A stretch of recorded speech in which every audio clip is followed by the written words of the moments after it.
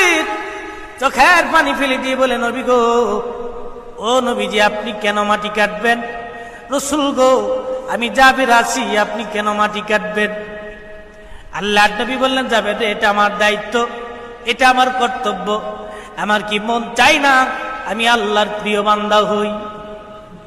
হযরত জাবের আর লক্ষ্য করলেন আমার নবীজি মাথার উপরে ঝাঁকা তুললেন, মাটির ঝাঁকা।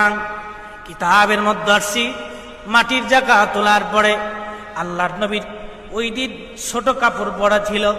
আমার নবীজির বিভিন্ন সময় বিভিন্ন কিসমের পোশাক ছিল। কোনোবার সময় আল্লাহর নবী পাগড়ি মাথায় দিতেন, কোনোবার সময় আল্লাহর নবী সাল্লাল্লাহু আলাইহি সাল্লাম টুপি মাথায় দিতেন, কোনোবার সময় আমার নবীর জুব্বা গায়ে থাকতো, কোনোবার সময় আমার নবীজি চাদর মোবারক গায়ে দিতেন, কোনোবার সময় আমার নবীজি তহবন পরতেন, যুদ্ধের সময় যুদ্ধের পোশাক পরতেন, কাজের সময় আমার নবী কাজের পোশাক পরতেন। আল্লাহর নবী ওই দিন পোশাক পরছে একটু ছোট পোশাক, হাত উঁচা করার জন্য আমার নবীজির পেট মোবারক বের হয়ে গেছে।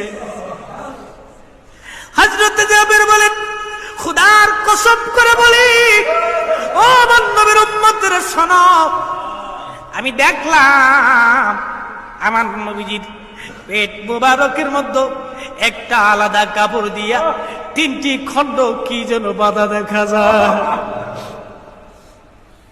জাবের বলতেছে, হুজুর, পেটের মধ্যে কি বাঁধা দেখা যায়?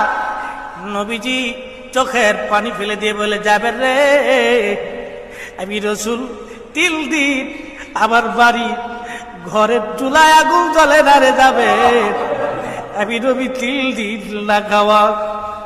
খোদার যন্ত্রণা সহ্য করতে না পেরি আমি আমার পেটের মধ্যে তিনটি পাথর বাঁধিয়া পেটের খোদাগুলি নিবারণ করার চেষ্টা করতেছি।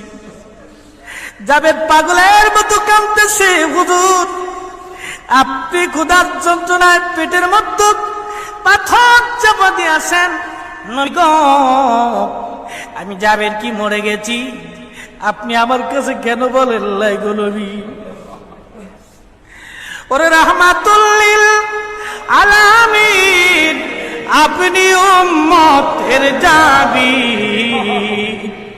গুনাহগারের অতি আপনজন, আইরে গুনাহগারের অতি আপনজন। আল্লাহুম্মা সাল্লি